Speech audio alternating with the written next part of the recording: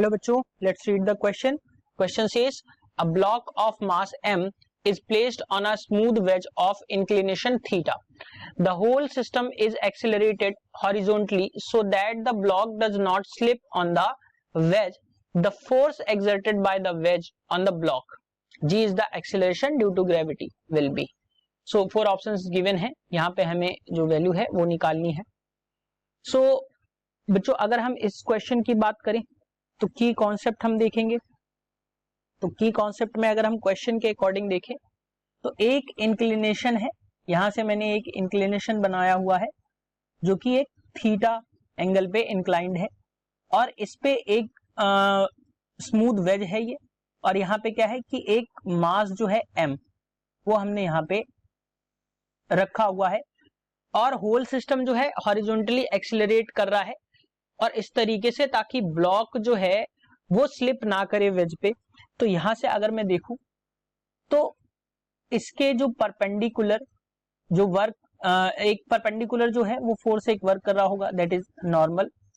ठीक, अब यहां से अगर मैं देखूं तो कुछ इस तरीके से जो नीचे की तरफ लगेगा वो मैंने मान लिया mg साइन थीटा लगेगा और ऊपर की तरफ जो फोर्स सप्लाई हो रहा होगा वो ma कॉस थीटा होगा. अब बच्चों मैं यहां से नीचे की बात करूं तो ये आपका फोर्स लग रहा होगा mg और ये जो होगा वो ma साइन थीटा के बराबर होगा, ma साइन थीटा के बराबर होगा. और यहां से अगर मैं देखूं तो एक्सीलरेशन की वजह से यानी कि ma लग रहा होगा.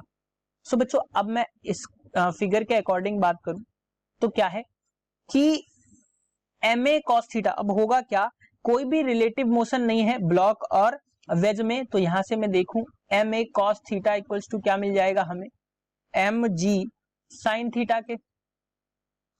अब यहां से मैं अगर a निकालूं यानी एक्सीलरेशन निकालूं तो हमें क्या मिल जाएगा g tan थीटा.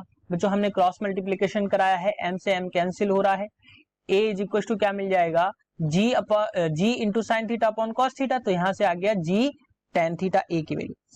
अब नॉर्मल फोर्स की अगर मैं बात करूं n की तो n इज इक्वल टू क्या हो जाएगा mg cos theta, mg cos theta plus ma sin theta, ma sin theta.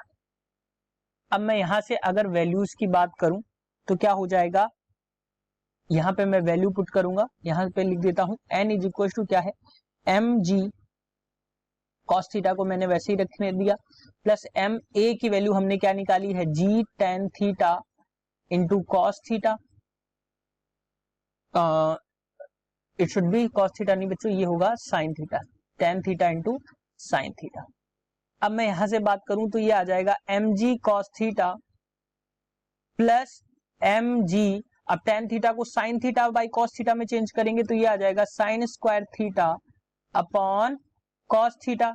बच्चों एलसीएम लेंगे दोनों तरफ n की वैल्यू के लिए तो n इज इक्वल टू क्या हो जाएगा mg, एलसीएम लिया ये हो गया cos square theta plus mg sign square theta upon में आ जाएगा cos थीटा.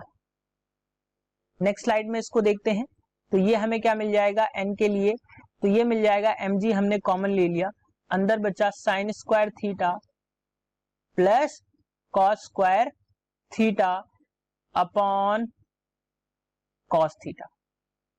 सो बच्चों आपको एक आइडेंटिटी पता है, sine square theta plus cos square theta equal to क्या होता है 1.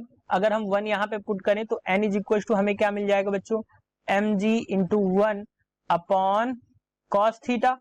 तो जो फोर्स लगेगा वो क्या लगेगा mg बाई cos थीटा की.